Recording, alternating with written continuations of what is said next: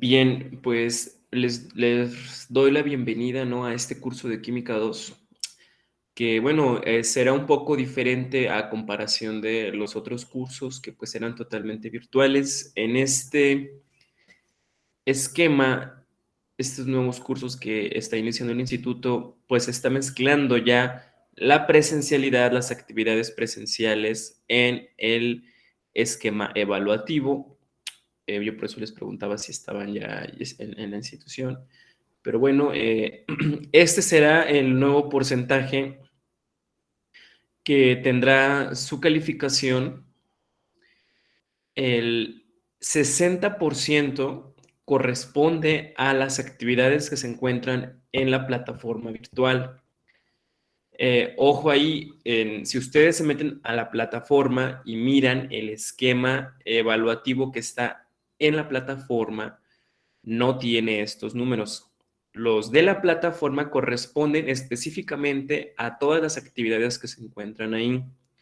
Es decir, las lecciones tienen un porcentaje, las tareas teóricas tienen un porcentaje, la evaluación final tiene un porcentaje que si ustedes suman todo ese porcentaje, da un total de 100. Me voy a meter para que puedan apreciarlo.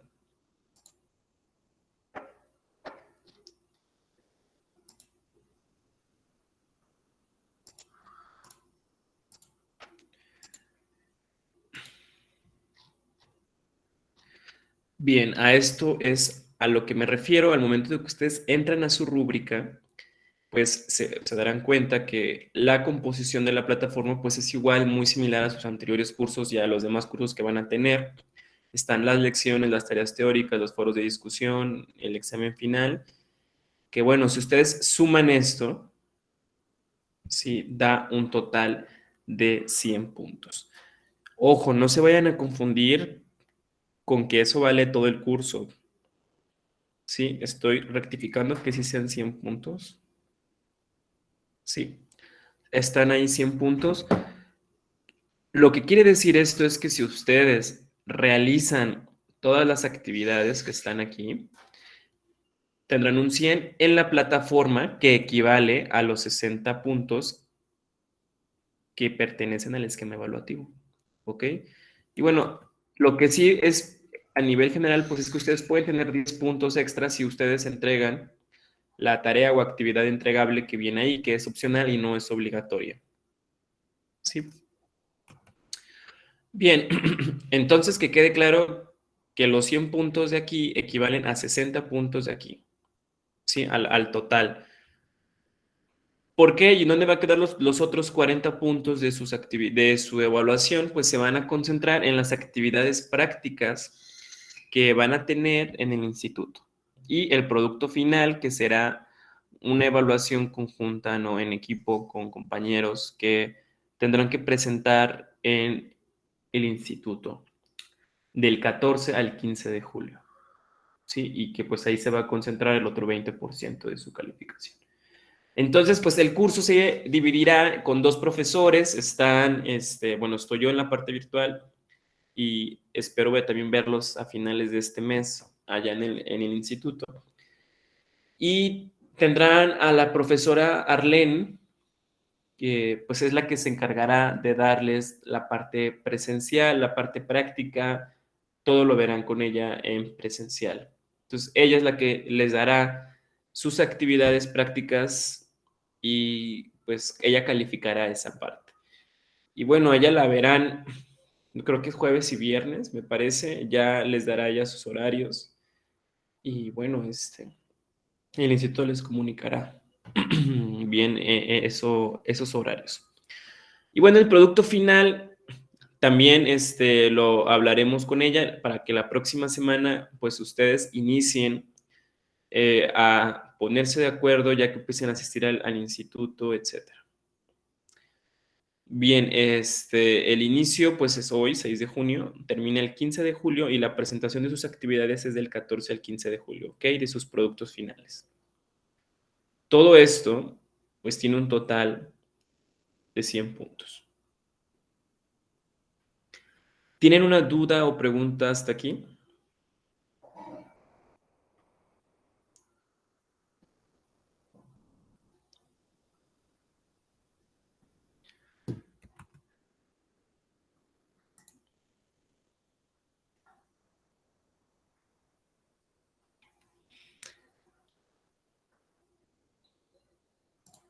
¿Todo bien, chicos? Bien, igual, si les surgirían más dudas, pues lo pueden hacer, se lo podrán hacer llegar a la maestra Arlene y ya ella tendrá podrá resolverlas, ¿ok? ¿En qué consistirá el curso? Pues que la parte práctica la verán en presencial y la parte teórica pues la veremos totalmente en línea. El curso pues tiene una duración de 6 semanas, entonces estaría pues increíble que pues se pusieran las pilas, sobre todo en la cuestión de no quedarse atrás con las actividades e ir resolviendo por lo menos un bloque por semana para que en la última semana ustedes se dediquen totalmente a realizar su producto final. Bien, ahora, ¿alguno de ustedes, de los que están aquí, bueno, por eso era necesario que estuvieran todos sus compañeros, trabaja o tiene algún horario laboral? Es imprescindible, es importante que las personas que trabajan y tienen un horario laboral, por favor, comunique inmediatamente al profesor a través de la plataforma su situación, para poder guiarlo en cuestión de las actividades que tendrá que realizar, porque será obvio que pues no podrá hacer equipos con ustedes, los que asistirán al instituto o los que no podrán tener este contacto, vaya. Entonces, no quiero que pues pasen las 5 semanas y en la última semana es que, profe, pues yo trabajo. Entonces, desde este momento, si tienen el chat con sus compañeros, por favor, alerten de que si son trabajadores, comuníquense de la manera más pronta posible para poder ver la forma en la que se trabajará con ellos. No dejarlo al final, por favor. Bien.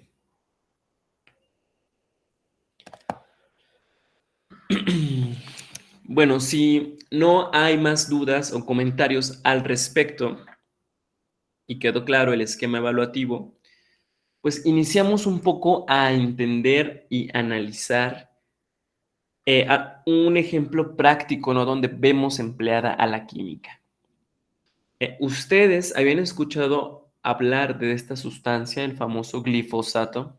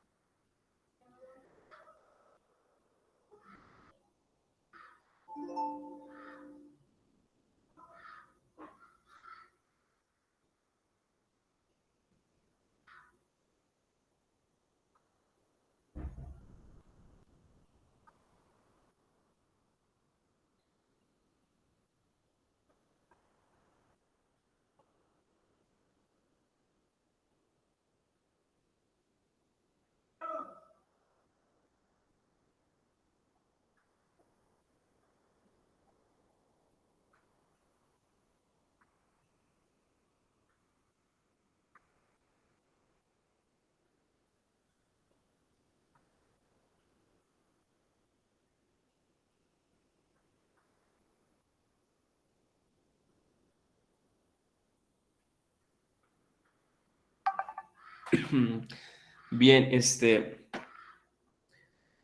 existe un caso muy curioso en nuestro país con esta sustancia, que es el glifosato, en la cual pues su composición pues está hecha de carbono, hidrógeno, nitrógeno, oxígeno y fósforo, y que bueno, antes pues era empleado, su uso era realmente masivo por todos los campesinos y zonas agropecuarias y hasta la fecha es el producto que es más común y el que más usan los campesinos. Bueno, pues es un herbicida, sí que utilizan, pues obviamente para matar hierbas no deseables en los cultivos agrícolas, en jardines y en cuerpos de agua.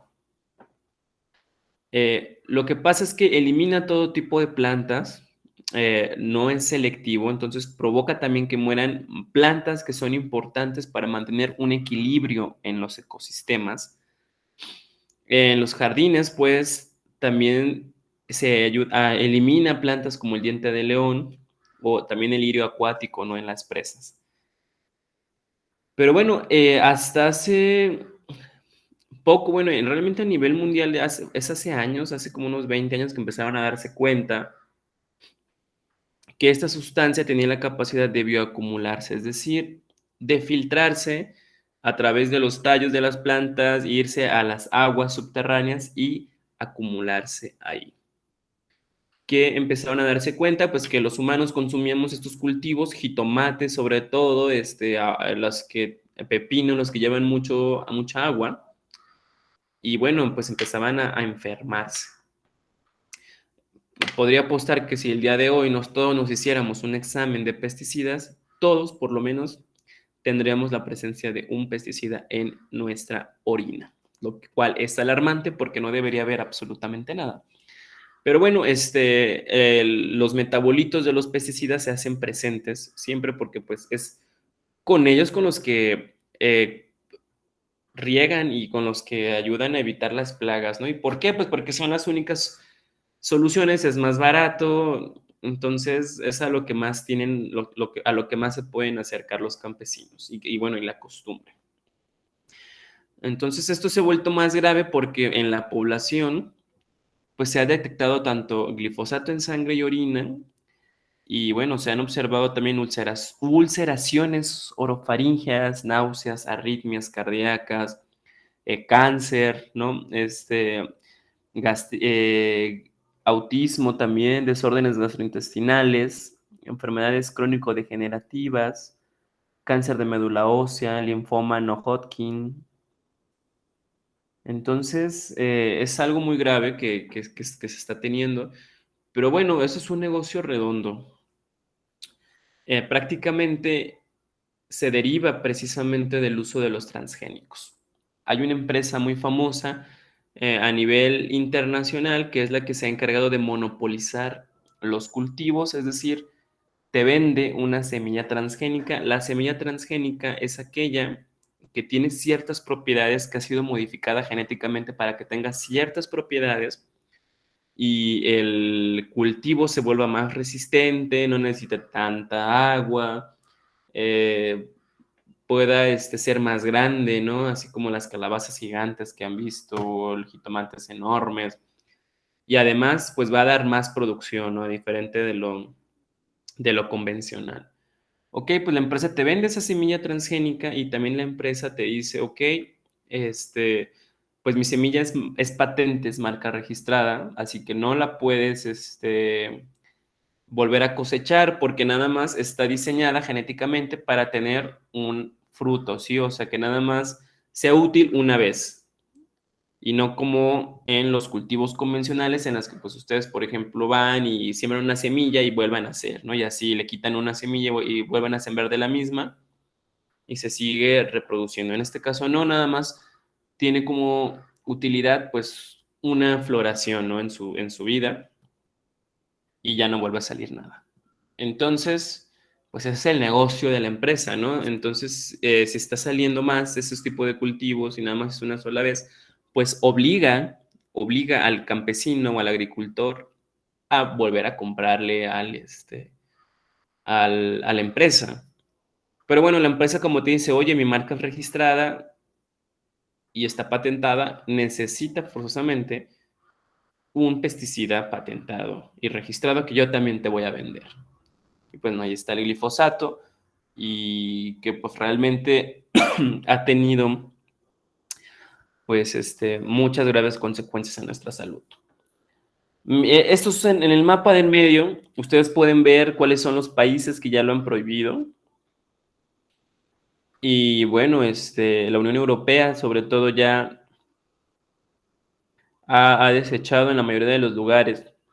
Y bueno, esta es una propaganda que hace el gobierno de México, por si no lo habían, se habían percatado, hay mucha comunicación al respecto, porque efectivamente se quiere eliminar ese monopolio y ahora se está abriendo una ventana a las prácticas agroecológicas sustentables, orillar a los campesinos a que cambien ese tipo de prácticas agresivas que empobrecen la tierra y sobre todo nos enferman.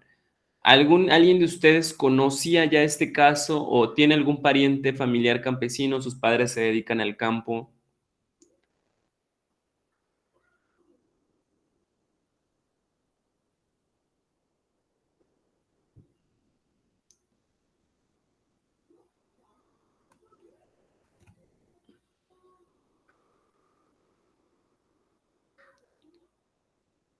¿No? ¿Nadie? Bueno, pues para que los alerten, que les den información, ¿no? O aconsejarles que se informen al respecto de esta sustancia y bueno, del uso de semilla transgénica.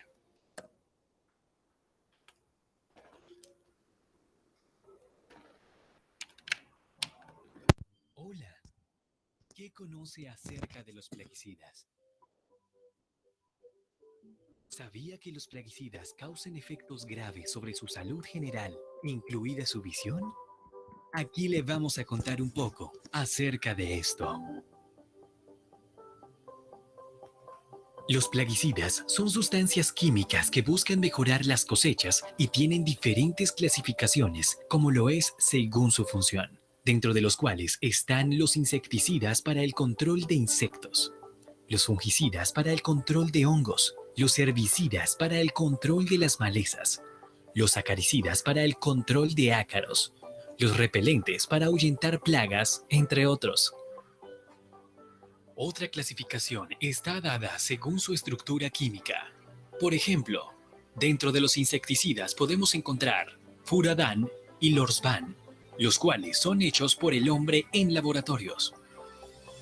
Los pesticidas actúan directamente sobre el sistema nervioso, el cual se encarga de controlar las funciones corporales, de desarrollar conocimientos, aprendizajes, distinguir emociones, entre otros. El sistema nervioso recibe y transmite todas las señales por medio de pequeñas sustancias llamadas neurotransmisores, los cuales se encargan de enviar información a través del sistema nervioso del mismo modo a como sucede con la energía eléctrica. Un neurotransmisor muy importante es la acetilcolina, la cual tiene función sobre los músculos de las piernas y brazos o del corazón, sobre el mismo sistema nervioso y otras partes importantes de nuestro cuerpo. También tenemos una enzima llamada acetilcolinesterasa, la cual actúa como un interruptor deteniendo la acción de la acetilcolina para que no se produzca una sobrecarga, a lo que conocemos como un cortocircuito.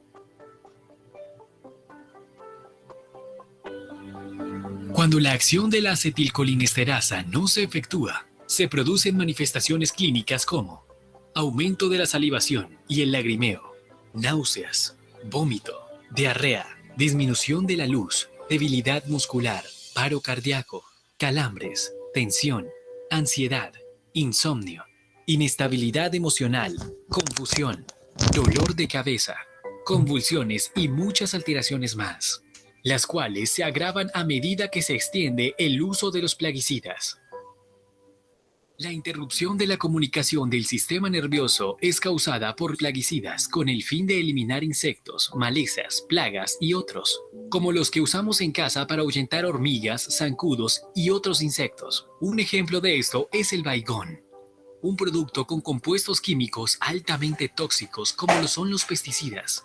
Algunos plaguicidas están en forma de aerosol y pueden afectar animales, plantas y personas, induciendo neurotoxicidad, quienes a su vez se encuentran en productos de uso agrícola conocidos comercialmente como Lorsban o Furadán, y muchos otros.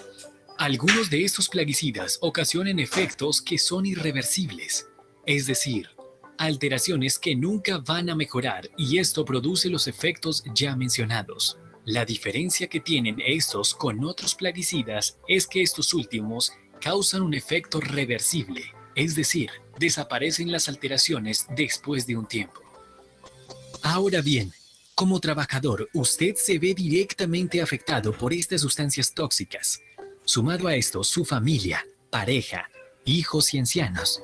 A pesar de no estar en relación directa, también se ven afectados y depende de la concentración, el tiempo de exposición y los plaguicidas a los que se exponen. Un ejemplo son los preocupantes efectos que se producen sobre los niños, como la alteración de la capacidad que tiene una persona de discriminar, reconocer e interpretar los estímulos visuales asociándolos con experiencias anteriores, así como discriminar las formas con las que se crearon una figura, reconocer una imagen después de haberla visto por un corto periodo de tiempo, distinguir una figura de su fondo, entre otros.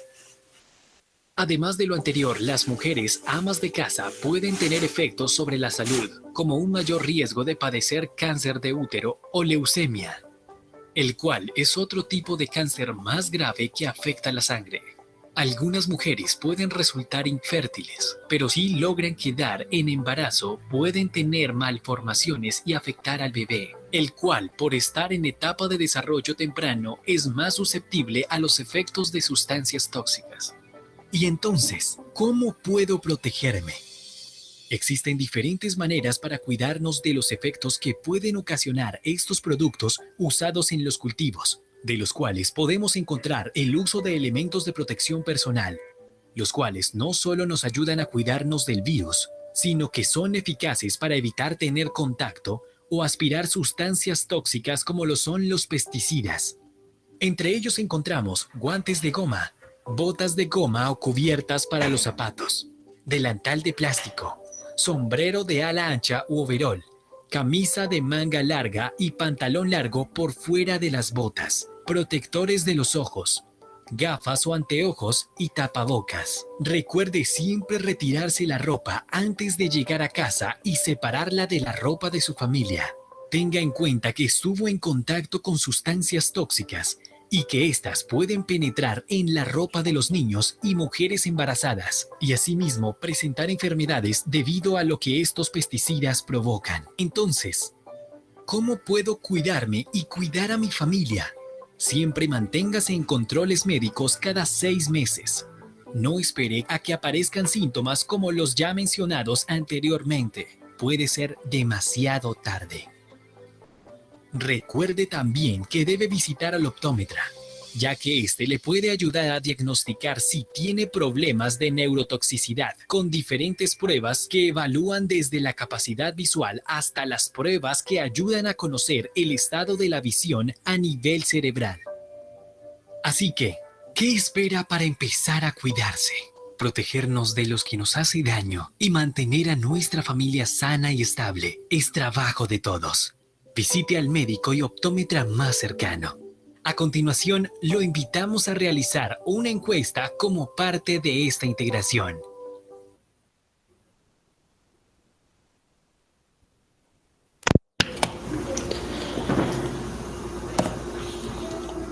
Bien, y con esta introducción a la problemática del uso de pues, pesticidas, que son meramente sustancias químicas que pues, realmente han tenido un grave problema, una repercusión en la salud, pues es un estudio de caso para contextualizar el uso y las implicaciones, ¿no?, de la industria química en nuestra sociedad. Ya entrando un poco más al temario, a lo que realmente nos menciona el contenido, es entender un poco qué es el mol, ¿sí? Bueno, el mol pues es una unidad química pues muy famosa y bueno, hay que entender que vivimos en un mundo de átomos y moléculas. La mayoría de las veces se nos complica entender de dónde parte, ¿no? ¿Cuál es ese estudio de la química?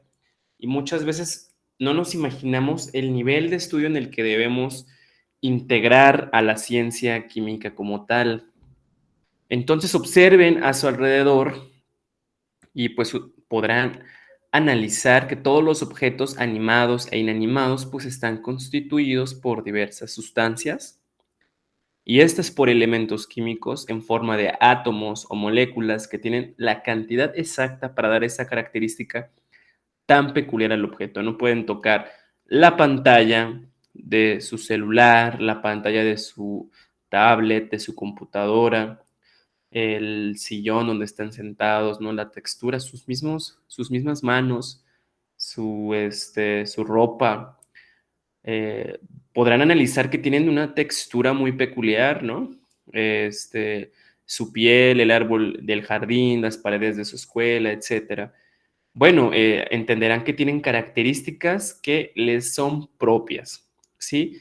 Y bueno, estas deben tener una relación cuantitativa exacta entre los elementos y compuestos que los forman. Y bueno, estos son resultado, pues, de una reacción química. Esto a nivel exterior, pero analizando nuestro nivel interior, nuestra vida, lo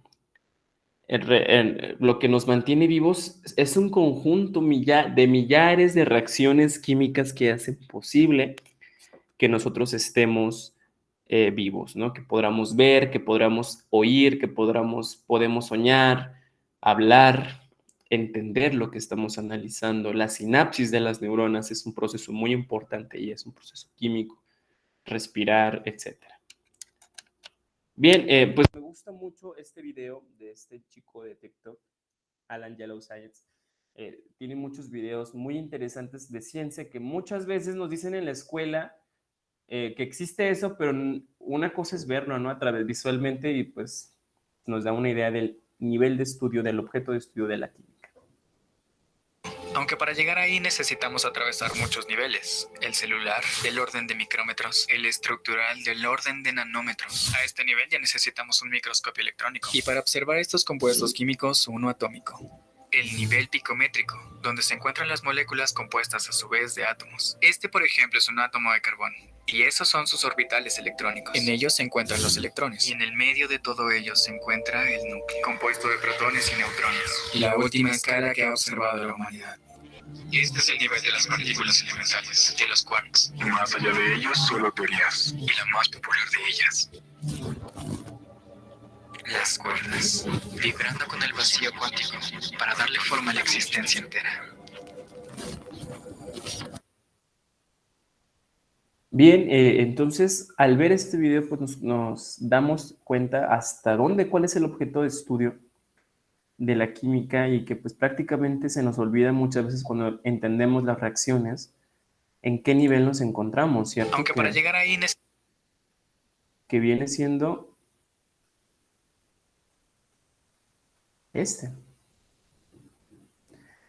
esta transición ahí, sí, es lo que nos interesa estudiar más que nada, ¿no? Sobre todo, cómo es que estos compuestos se pueden unir, ¿no? A través de sus enlaces, lo cual se vuelve muy complicado, sí, se vuelve muy complejo porque es ahí donde nos permite, pues es muy, muy, muy azaroso, ¿no? La química, porque el poder ver en dónde se encuentra un electrón da como inicio el origen de la química cuántica y de la física cuántica, ¿no? Pueden encontrar en dónde, poder saber dónde vamos a encontrar un electrón, pues hay miles de posibilidades. Pero bueno, la ventaja es que este electrón se puede unir con otro electrón, formar enlaces.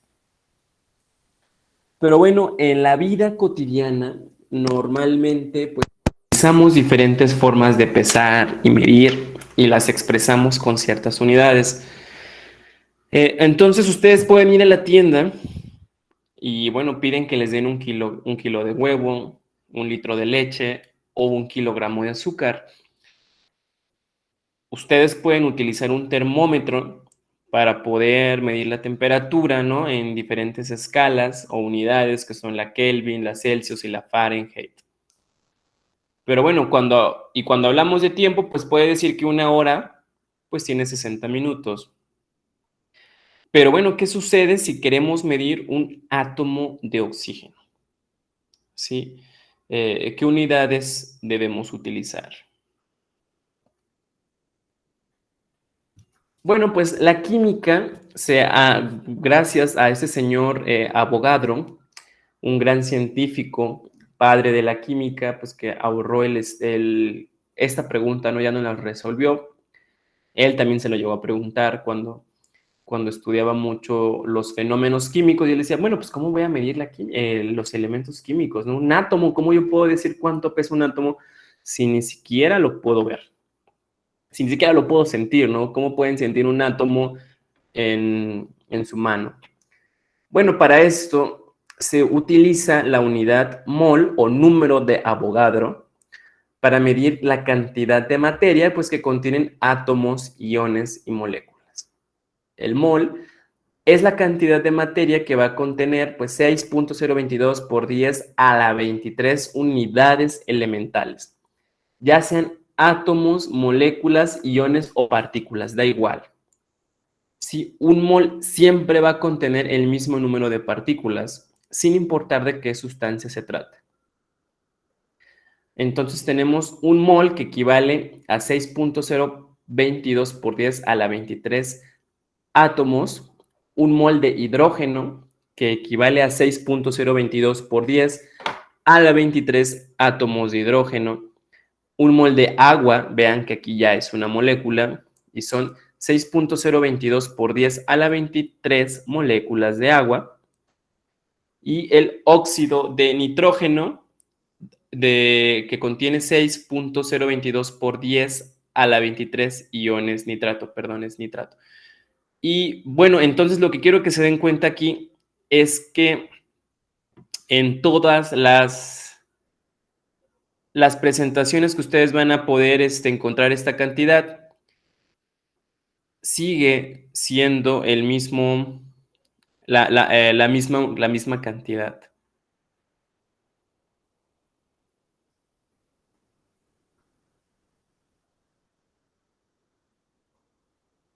¿Tienen alguna pregunta o duda hasta aquí?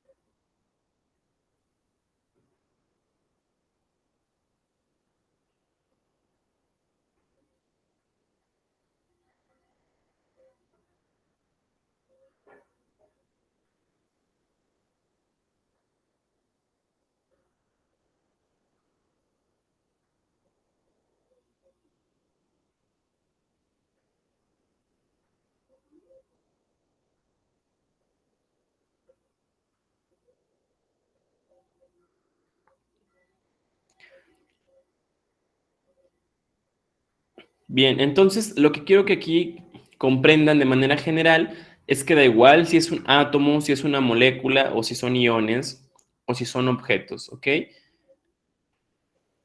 Un mol siempre seguirá valiendo lo mismo, nada más que cambiaría el nombre de lo que se refiere, ¿ok? Aquí es el hidrógeno, aquí es el agua y aquí es el nitrato.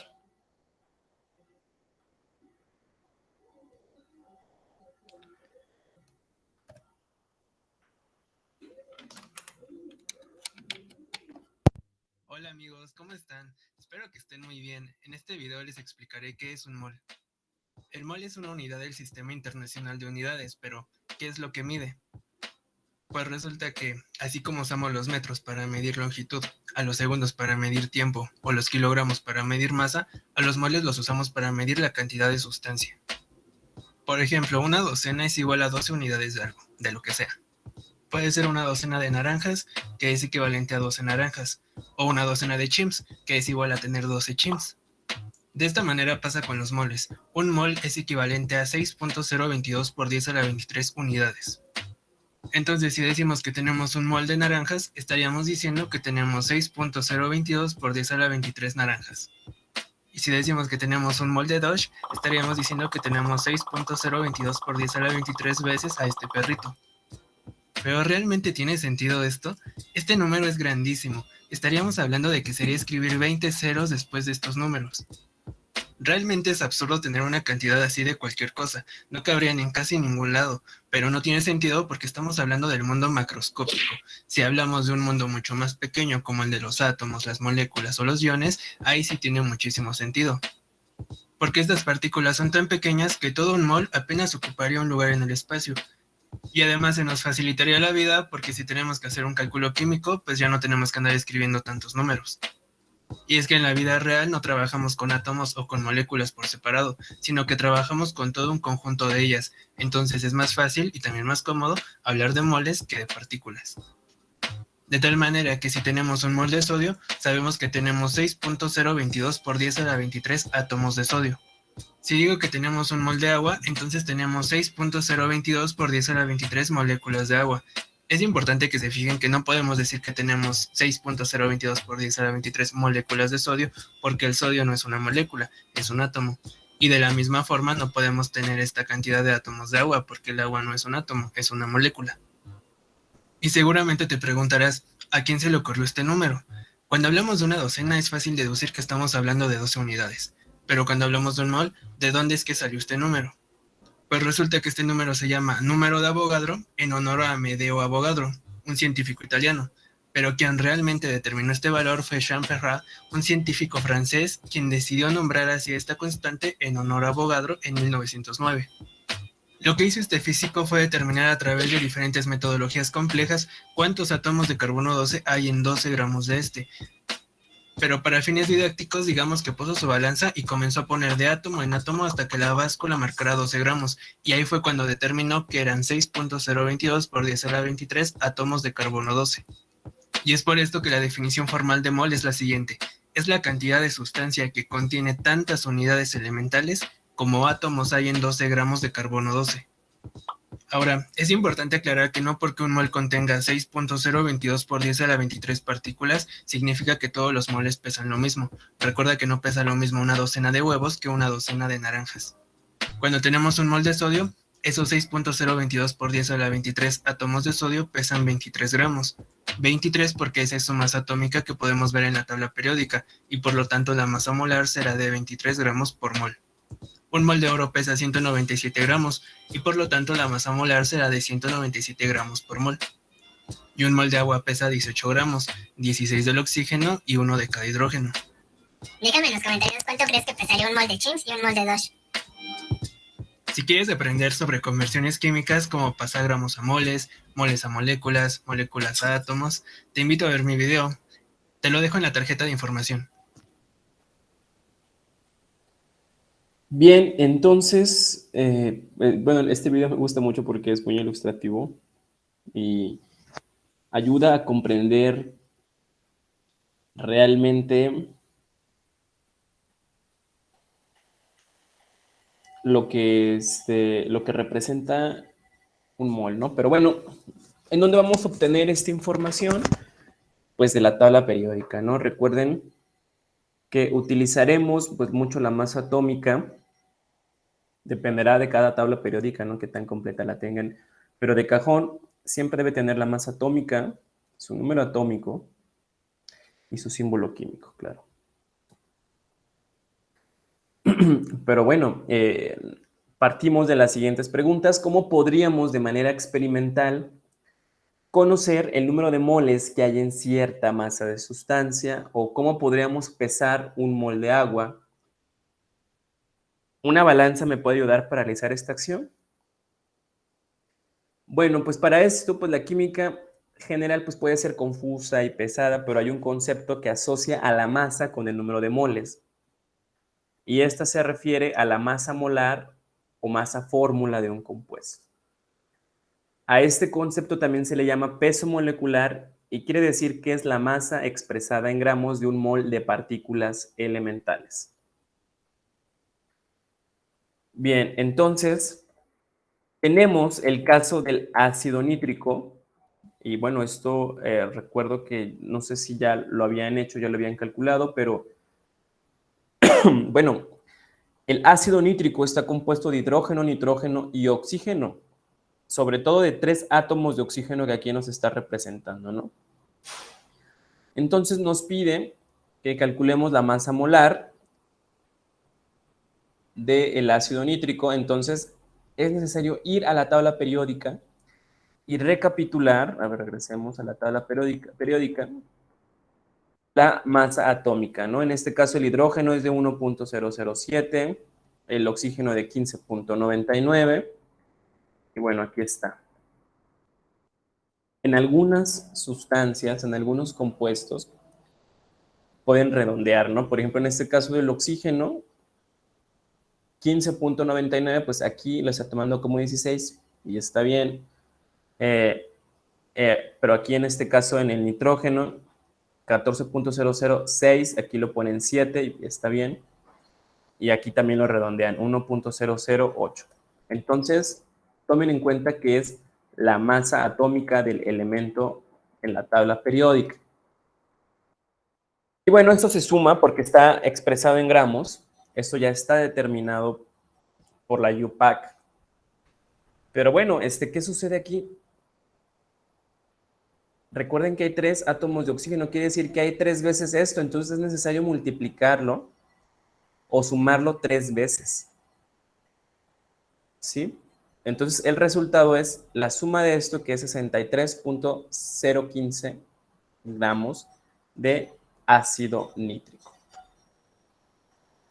Entonces tenemos la masa molar de un elemento que es igual a la masa atómica expresada en gramos de dicho elemento, y la de un compuesto, que será la suma de las masas atómicas de cada uno de los elementos que conforman dicho compuesto. Y la masa molar, en este caso ya pone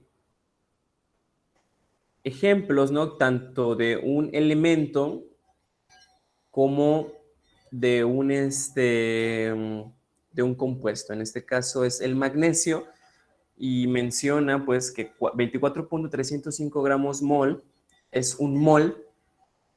Un mol de magnesio tiene pues 24.3 gramos de masa. A diferencia del agua, en la cual aquí ya está sumando el promedio de las masas atómicas. ¿Ok? Entonces, hay 2 hidrógenos, lo está multiplicando por 2, más 15.999, que es el oxígeno, pues da igual a 18.01 gramos mol. Entonces, un mol de agua tiene aproximadamente 18 gramos de masa.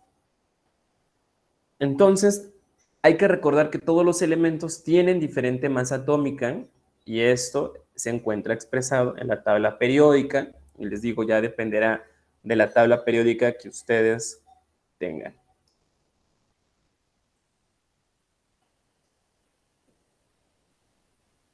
Y bueno, pues tenemos aquí un ejemplo, porque pues esto necesita pues la parte del análisis de los problemas, de lo cual pues vienen en los exámenes, ¿no? Que es muy común. Perdonen el ruido, es que, bueno, no sé si escuchan el ruido, pero me desconcentra un poco. Pero bueno, el problema dice, calcula la masa molar del bicarbonato de sodio. Bueno, requiere que lo hagamos paso a paso. Es imprescindible que también ustedes puedan dividir los datos, así como está en la tabla, que separen los elementos, las masas atómicas y los resultados, pues ayuda bastante, ya sé que no nos confundamos.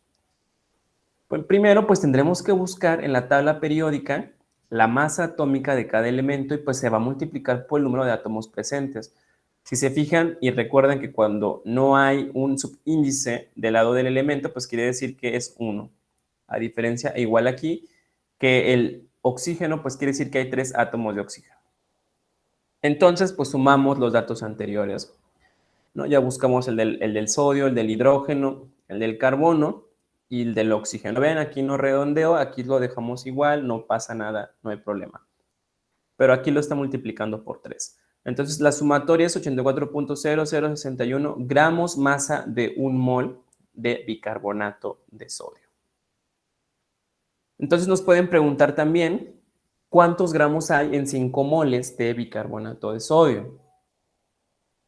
Entonces, primero, pues el cálculo de la masa molar, que ya lo hicimos. Dice, del ejemplo anterior, conocemos ya la masa molar del bicarbonato. Si no la conociéramos, pues hay que calcularla, ¿no? Como la hicimos. Entonces, para convertir moles a gramos, se multiplica la masa molar obtenida por 5, ¿sí? Que son los moles que nos está solicitando arriba, ¿no? ¿Cuántos gramos hay? Entonces, hacemos una regla de 3. Si 84.0061 gramos, que es la cantidad que nos dio aquí, es igual a un mol, pues ¿cuántos gramos serán por 5 moles? Entonces multiplicamos, ¿no? Multiplicamos 5 por 84.0061 entre 1, pues nos dará los gramos, que es 420.0305 gramos de bicarbonato de sodio. Entonces, podemos llegar a la relación que existe entre el número de moles, la masa y la masa molar, lo cual es igual el número de moles a la masa de la muestra que se expresa en gramos entre la masa molar, que son gramos mol. Por otro lado, también tenemos el volumen molar, ¿sí? Que pues obviamente se utiliza principalmente para gases. Y bueno, existen muchas reacciones químicas en las que participan los gases, pero estas sustancias no es tan común medir la masa, entonces es necesario medir el volumen. El volumen que ocupa un mol de cualquier gas en condiciones normales de presión y temperatura se llamará, y se llama más bien, volumen molar. ¿Qué son condiciones normales? Pues el señor Amadeo Avogadro pues demostró que un gas en condiciones normales pues debe tener las siguientes características. La presión de una atmósfera, una temperatura de 273.15 Kelvin o 0 grados centígrados y pues el volumen de 22.4 litros. Entonces, un mol de cualquier sustancia, de cualquier gas, tendrá un volumen de 22.4 litros. Esto ya está dado, ¿sí? No se puede modificar. Las condiciones normales de un gas son estas y siempre serán esas porque ya están determinadas históricamente, ¿ok? Bien, igual, pues ubiquemos también en la tabla periódica en donde se encuentran los gases más famosos, que son los gases nobles, que están al final, en la columna 18, para no olvidarnos de ellos. Y bueno, dice, ¿qué volumen ocuparán 5 moles de cualquier gas en condiciones normales? En los problemas normalmente sí se les menciona que son las condiciones normales. Y bueno, pues paso a paso, ¿no? Sabemos que un mol de cualquier gas ocupa 22.4 litros, entonces lo que tenemos que hacer es multiplicar por los 5 moles, ¿no? Entonces 22.4 litros por 5 son 112 litros. Como pueden notar, pues no es lo mismo la masa molar que se mide en gramos mol, es decir, sólidos líquidos, que un volumen molar, que son gases, y que es el volumen de un gas que se encuentra en un mol de sustancia. Bueno, lo anterior sirve precisamente para poder hacer cálculos estequiométricos. Lo que hemos estado haciendo a través de los problemas son cálculos estequiométricos. ¿Hay alguna duda o pregunta hasta el momento?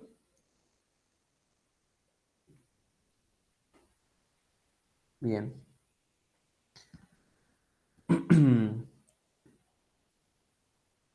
La estequiometría es el estudio cuantitativo de reactivos y productos en una reacción química. De esta manera, pues entonces, si conocemos la cantidad de reactivos que vamos a utilizar en un determinado proceso, pues podremos conocer la cantidad de productos. Los cálculos estequiométricos se basan en las leyes ponderales, que nos facilitan los cálculos y que fueron propuestos por 3 grandes científicos que son los que veremos ahora a lo largo de la historia. Tenemos la ley de Lavoisier o ley de la conservación de la materia, que dice que en toda reacción química la masa se conserva. Esto es, la masa total de los reactivos es igual a la masa total de los productos. Sí, es decir, lo que inicia primero en una reacción, si está controlado en el experimento, debe haber lo mismo al final de la reacción. ¿Ok? Y bueno, está la ley de Proust o leyes de las proporciones definidas, que dice que en la formación de un compuesto, la cantidad de un elemento que se combina con una masa definida de otro es siempre la misma. Y bueno, en una reacción para obtener agua, H2O, la proporción de los átomos siempre será 2:1, es decir, que por cada 2 átomos de hidrógeno, siempre habrá uno de oxígeno. Es importante aprender a balancear las ecuaciones por diversos métodos. El más común y el más típico, pues, es el método de ecuaciones por tanteo. Existe, cuando las ecuaciones son así de pequeñas, o sea, no son tan grandes, pues el método de tanteo es óptimo en primera instancia. Cuando las ecuaciones son más grandes, es necesario el método algebraico. Pero bueno, ¿en qué consiste balancear la ecuación? En hacer que exista el mismo número de átomos del primer lado, antes de los reactivos, que del lado de los productos. ¿Sí? Entonces debe existir lo mismo. ¿Cómo nos damos cuenta? Pues por ejemplo aquí podemos ver que hay 2 átomos de hidrógeno, 2 de oxígeno, y en el producto hay 2 hidrógeno, pero hay 1 de oxígeno. Necesitaríamos que hubiera lo mismo aquí que acá para que se cumpla nuestra primer ley o ley de la conservación de la materia, que dice que lo que ocurre al principio debe de mantenerse al final. Entonces balanceamos, vamos jugando con los números, agregamos números del 1, 2, 3 primero, para ir completando la misma cantidad del otro, y al momento de tener lo mismo que un lado, pues exista lo mismo del otro, ¿no? Entonces aquí podemos agregar el 2 y multiplicamos, ¿no? 2 por 2 quiere decir que hay 4. Y aquí le podemos agregar un 1, 1 por 2 quiere decir que hay 2, y el del otro lado, 2 por 2, pues hay 4 hidrógenos, y 2 por 1 hay 2. Entonces quiere decir que lo mismo que el inicio es lo mismo que al final. Se cumple la ley de la conservación de la materia.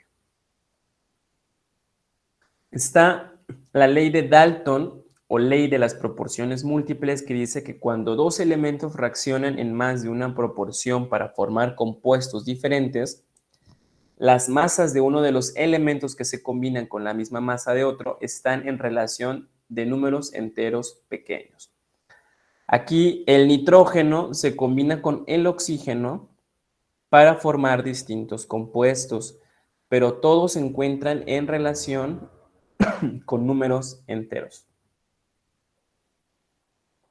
Está también la ley de Richard Wenzel o ley de las proporciones recíprocas, que menciona que las masas de dos elementos diferentes que se combinan con una misma cantidad de un tercer elemento guardan la misma relación que las masas de aquellos elementos cuando se combinan entre sí. Pero bueno, ustedes se van a preguntar por qué son tan importantes los cálculos estequiométricos. Pues bueno, se emplean para analizar químicos de forma constante en la industria alimenticia, farmacéutica, en la industria química, con el fin de llevar un control de calidad o garantizar una buena producción, y además que de esto dependerá la cantidad que ustedes están tomando en los medicamentos, ¿cierto? O sea, imagínense que ustedes compren algún medicamento, alguna sustancia química que no es lo que expresa el frasco, pues obviamente puede ser la muerte, ¿no? Entonces ahí está la gran responsabilidad de entender estos procesos. Si conocemos la ecuación química, aquí le llamamos receta, respectiva del proceso que nos interesa, y la cantidad de alguna sustancia que es el ingrediente, pues podremos determinar las cantidades de los demás reactivos y productos a través del cálculo estequiométrico. Y bien, aquí están los reactivos y aquí están los productos. Y bueno, tienen también nombres, ¿no? Recuerden, aquí están los reactivos, aquí están los productos, y las letras se llaman coeficientes estequiométricos, que se van a usar para balancear la reacción y que se cumpla la ley de la conservación de la materia, o también indicar el número de moles de reactivos y productos, estableciendo proporciones necesarias para que se lleve a cabo la reacción. Pero bien, pues ¿por dónde debemos comenzar? Número 1, balancear la ecuación. Recuerden, es lo primero que tendremos que hacer. Rectificar que cumpla la ley de la conservación de la materia.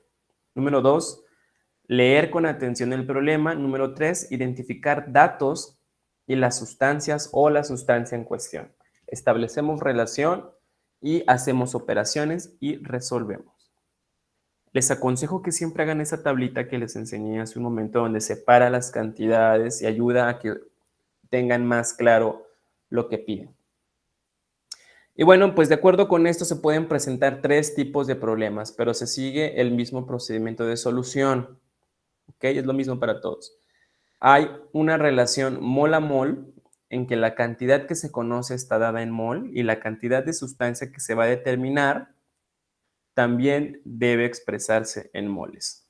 Está masa a masa en que la cantidad que se conoce pues está dada en masa y la cantidad que se va a determinar también se debe expresar en masa y volumen, ¿no? Que también igual pues la cantidad que se conoce está dada en volumen y la que se va a determinar se deberá expresar en volumen.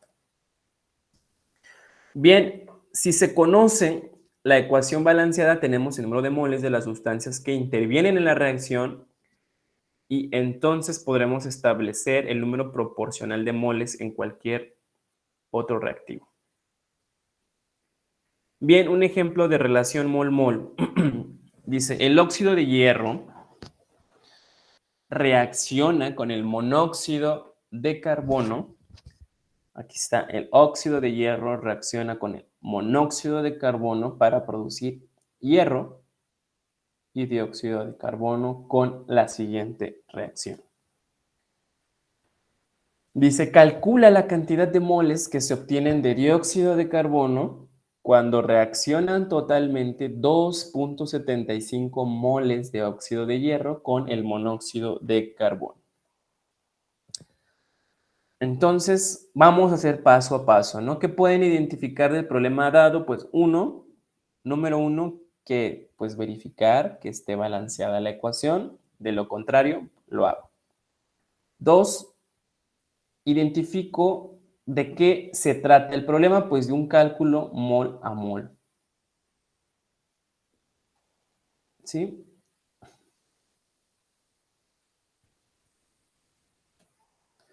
3, pues hay que identificar los datos. Y bueno, de la reacción inicial, pues puedo determinar lo siguiente, ¿no? Que hay un mol de monóxido de carbono.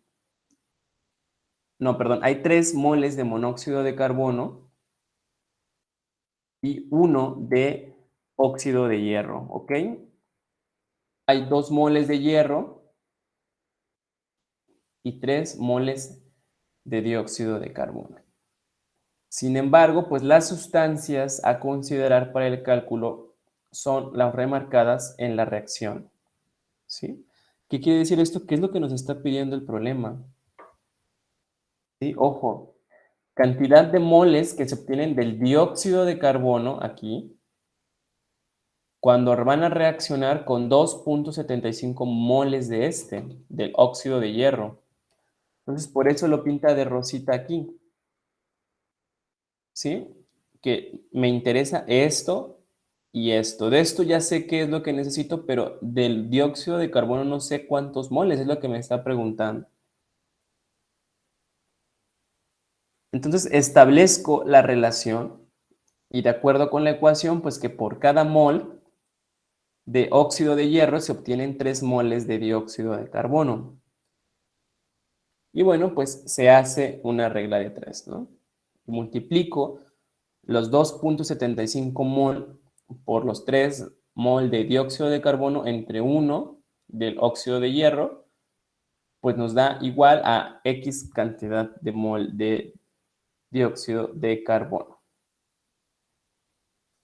Que esto pues da igual a 8.25 moles. Entonces, lo que me está pidiendo son moles, el resultado son moles, y todos los cálculos, si se fijan, son mol, mol, mol, mol.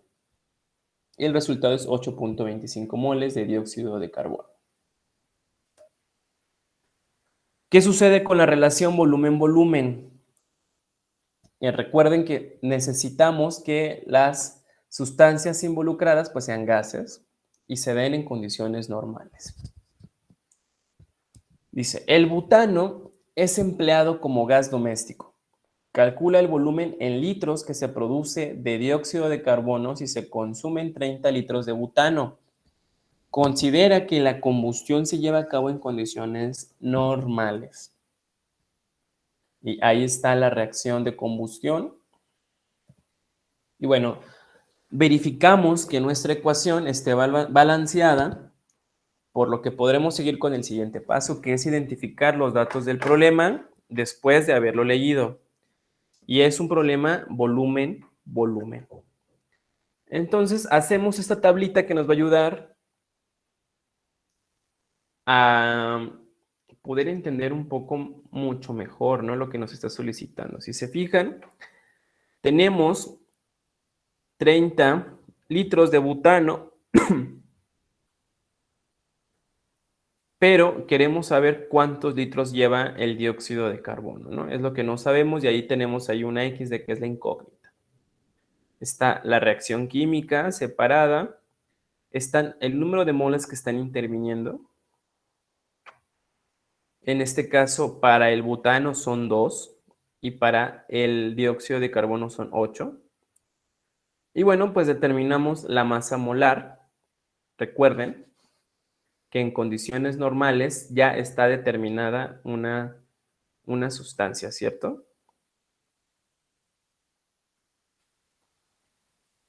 Y bueno, aquí, en este caso, pues ya está multiplicando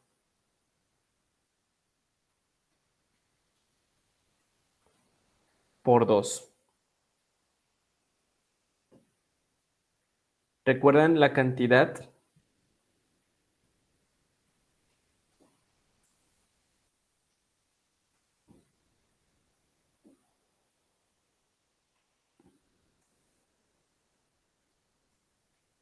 Que no se nos olvide esta cantidad, por favor, 22.4 litros, que es el volumen en condiciones normales, ¿ok? De cualquier mol. Y si se fijan, pues aquí ya lo está multiplicando por 2 moles de butano y aquí por 8. Entonces, pues establezco la relación. Si 44.8 litros de butano son igual a 129.2 litros de dióxido de carbono, pues ¿cuánto nos va a dar para 30 litros? ¿No? Que es lo que nos está pidiendo el problema. Entonces aquí es la incógnita.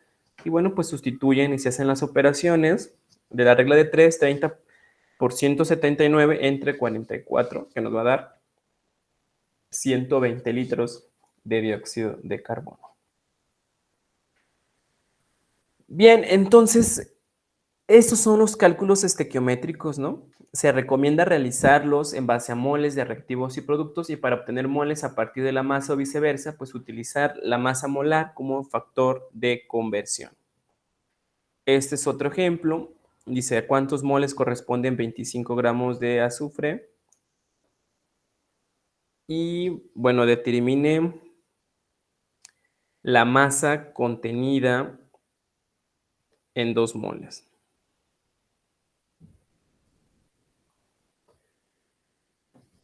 Bueno, nos tenemos que ir a la tabla periódica, igual hacer lo mismo con las otras sustancias. Y aquí, por ejemplo, ya lo está calculando y dice un mol de azufre, pues son 32.064 gramos mol. Se hace el factor de conversión y bueno, pues aquí nos da el resultado, ¿no? 0.780 mol de azufre o en este caso, bueno, de 25 gramos de azufre. Y en este caso aquí para 2 moles de azufre, pues son 64.128 gramos de azufre. Ven cómo hay que tener en cuenta a qué se refiere prácticamente lo que nos está pidiendo, ¿no? Si 25 gramos de azufre o 2 moles de azufre. Y bueno, pues esto es lo mismo. ¿Dudas, chicos, o preguntas hasta ahorita?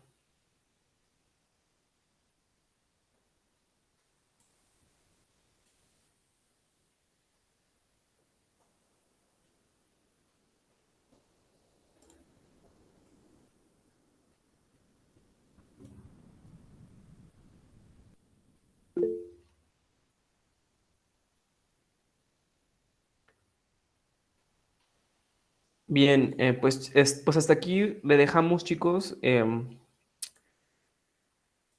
Ya tendrán su sesión presencial.